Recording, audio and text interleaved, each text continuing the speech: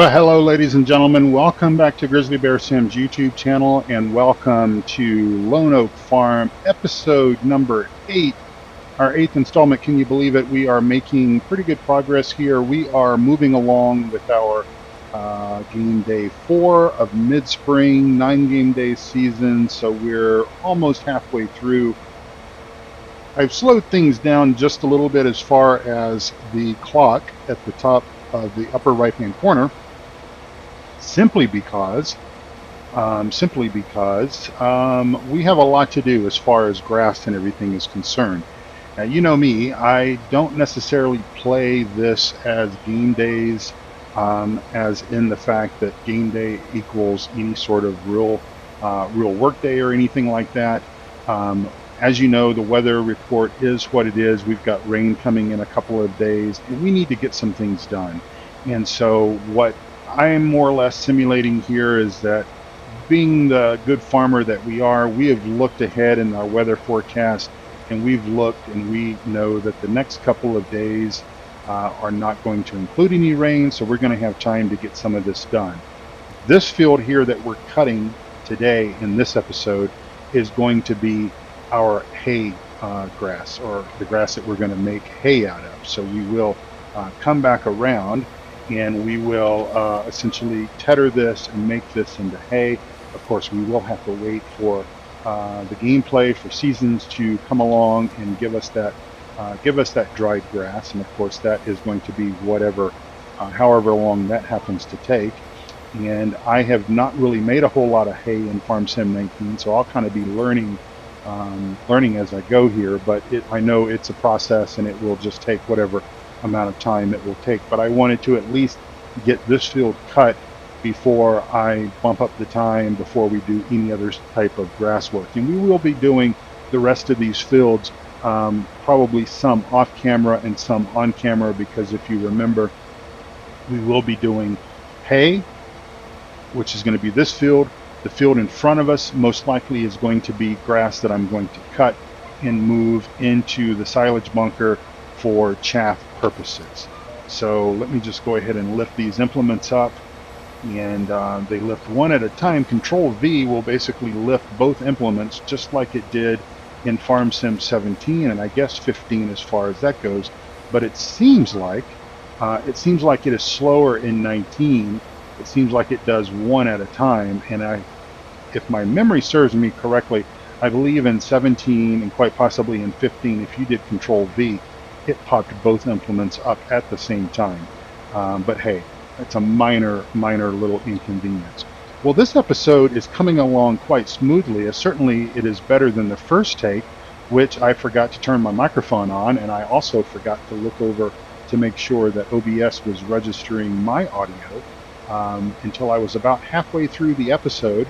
But oh well, that's not a problem. We are back on track, and everything is looking good here as far as that is concerned. And I need to actually get a keybind, I think, on my controller, I think, to do the Control V. That would be a lot, I think, a lot easier.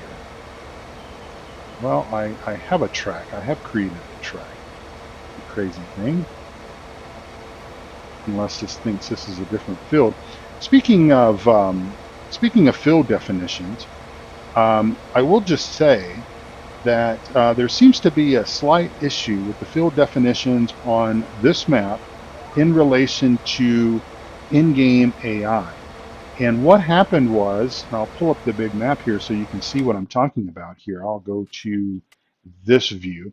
If you look over here on field number 32, I was having the guys plow field number 31, and I was just using in-game AI to do that. And I typically do that when it's a square field.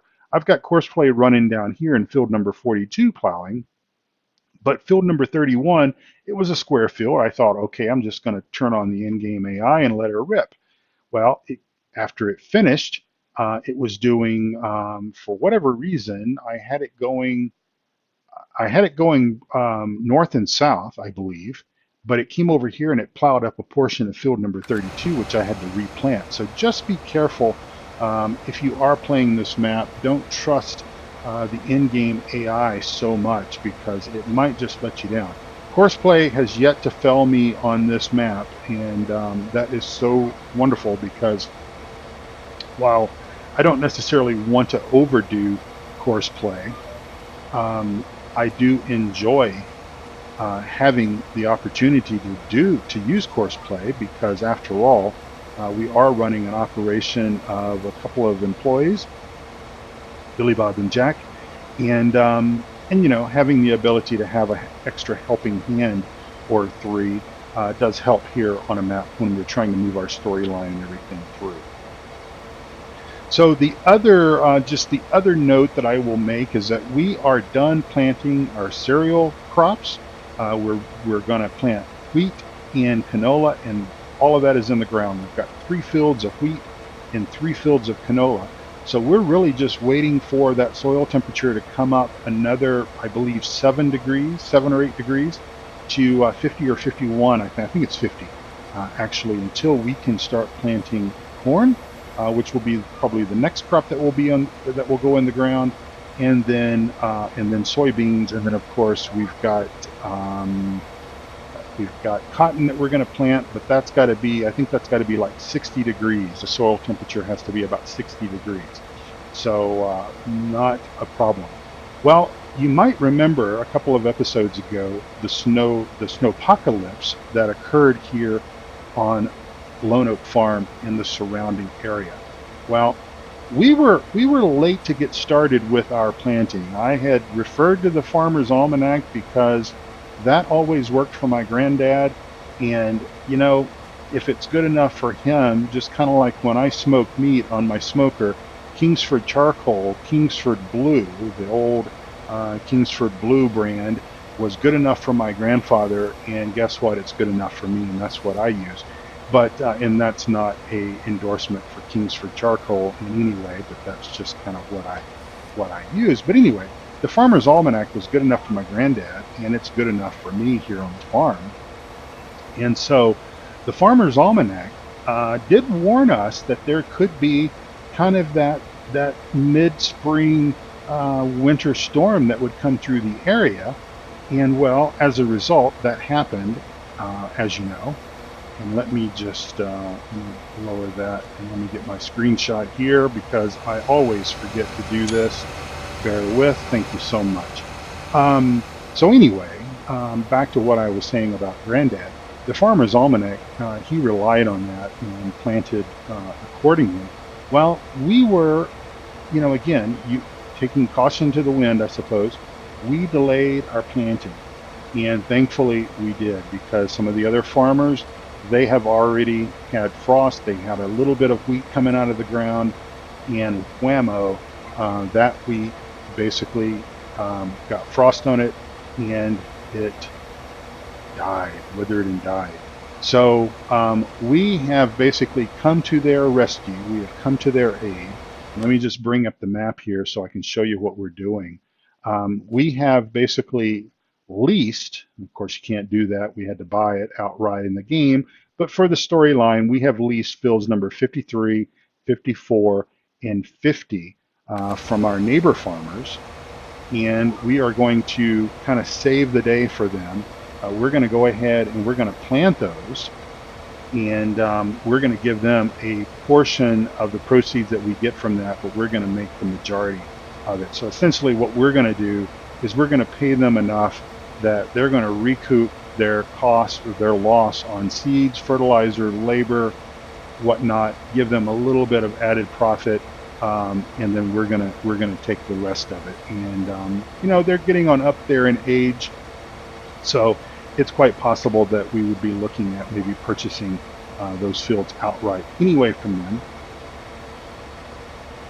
As I get a drink of iced tea, because setting up here in this tractor, even though it's 48 degrees outside, it is kind of warm as the sun beats down through our windshield on our beautiful John Deere tractor.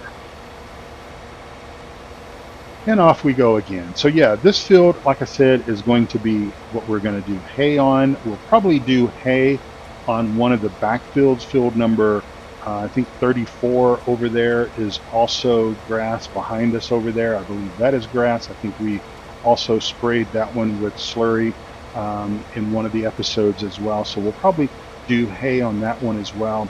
But we are looking at trying to get our silage bunker as filled up as much as possible. And of course, in an effort to do that, we want to get that going early rather than late. And so that's why we're going to take that bigger field and turn that into silage. And of course, we'll be using our silage bunker here on the map. Now, I am kind of like, I'm not the best at compacting silage. So some of that will probably be off camera. What I will probably do is, as soon as this episode is done, or we get close enough to being done, then I think what I will do is we'll go ahead and off camera, I will work on getting the big field cut for grass, and then maybe when we come back together while we're waiting for this to turn into hay, I'll possibly collect that grass up, and I'll do a little bit of putting the silage or putting the chaff into the bunker, but then we'll fill it up most likely off camera. Hope everyone is having a wonderful day, and weekend, whatever the course may be. I don't know when this episode is going to come out. I am kind of ahead on episodes, but to be honest, I'm not going to release any more than about 3 a week for right now, just because, again, I don't want to overextend myself. I had some relatively bad news today at work. Not so much, it doesn't affect my career or anything like that, or my job. Just a lot of changes are coming, and it's going to require a lot of work and some headaches and stuff like that. And so there may come a time where I may not be able to game for a few nights. I mean, it is late in the evening when I like to come down here for a bit of fun, and so I guess I could always cut that grass that's in front of us there as well. I might do that off camera, but anyway, just saying that just so that you all know that I am, working with a little bit of a backlog, so that I can still put out 3 episodes a week. Right now is what I've been doing the last couple of weeks, and it's what I continue to still do. Wife and I have been talking about our Thanksgiving plans. We are going to Texas for Thanksgiving to see my dad and spend Thanksgiving in Texas with him. And of course, that is special time for us. We do enjoy Thanksgiving, and we enjoy spending Thanksgiving in Texas. And I'm looking forward to seeing my dad. I do speak to him quite a bit on the phone, and he's doing well. I think he's doing as well as can be expected. It's tough when you lose someone like my mom. I mean, my mom and dad were very happily married. And I'm just going to go ahead and just kind of do this here off, not using GPS. It is difficult when you lose somebody. I remember when my grandfather passed away, and how my grandmother was and everything, and the first holidays that come around, Thanksgiving, Christmas, because those have always been fairly important holidays in my family. We've always gotten together for Thanksgiving. We've always gotten together for Christmas, and so I know those are tough, and those are going to be tough for my dad. But he's a trooper, and he's hanging in there. And of course, he is going to sell his house. And I guess the more I think about it, the more that I agree that it is quite possibly in his best interest to do so. Downsize, you don't need a whole lot of space and a whole lot of things when you're just down to one. And I think that's what he's really looking to accomplish. And at first I was a little concerned about it, because I sort of thought, well, that's a fairly big change fairly quick after my mom died. But I think the more that I think about it, the more that I listen to him talk about it and talk about his reasons and everything, I have come to the conclusion that my father is of sound mind and body, and he knows what is best for himself at this particular point in time in his life. And and until he exhibits otherwise, then I believe that I will, just serve as the supporting son, role as a supporting son for him, and just kind of help him through this as best as I possibly can from almost 1,000 miles away, which I think is the most difficult thing for me, is that, right now in my career, everything is just so hectic. We've had so much going on. Because remember, my mother-in-law also passed away this year, and so my wife and we both lost our moms in 2019, and so as far as my wife and I are concerned, 2019 cannot disappear quick enough, because it has just been such a tumultuous year for us. But it's tough because her father is 4,000 miles away and my father is 1,000 miles away. And but we speak to them on the phone regularly, and they have friends, they have other family members and stuff there locally that's trying to help them out and everything. And so that's really all that we can do at this particular point in time. But my wife and I are planning on spending Christmas actually here in Denver, in Colorado. My wife actually has to work a couple of days during the week between Christmas and New Year's. And once again, my organization is pretty much going to be skeleton, and we're only working just the essential folks and everything. And so me being in management, I get the short straw, I suppose, and get to be off that week. So it's not actually a short straw. I guess it's the long straw.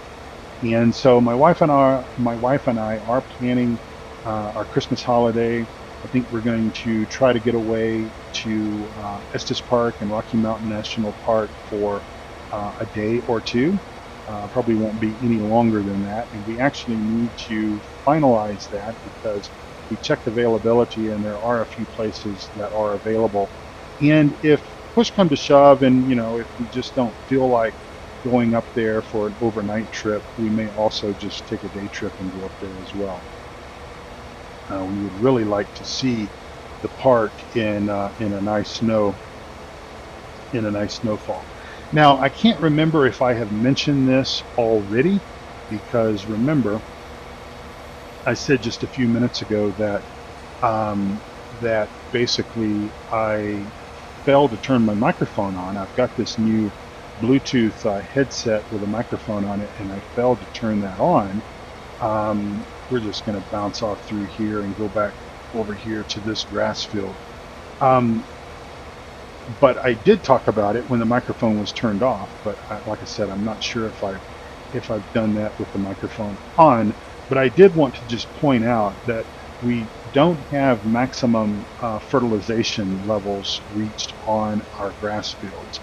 And I know that quite possibly one might say, well, Jerry, why are you cutting grass when you don't have maximum fertilization level reached? Because your yield and everything is going to be certainly reduced. And that is true, of course.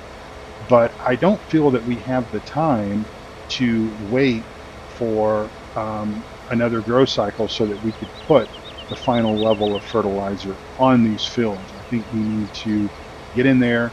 We need to get these things cut and take advantage of getting our first cutting done, because we will have more than one grass or more than one opportunity to cut grass in this particular year that we're planning. And so we'll get in here as soon as we get this grass turned into hay and get it picked up, belled and picked up and everything. We will come around and get fertilizer put back on this, whether it be chemical fertilizer or slurry, and then we will wait again until it gets on up there. But we've got rain coming in just a couple of days, so I think we're going to have enough time to actually get this grass dried out, the fields that we're using for hay, get the grass dried out and get it belled, get it picked up, put in the barn, and then of course also spend some time cutting the other fields, which we're going to do off camera just as soon as I get done with this field. We will do that off camera, and we will get that started to get stored for silage purposes.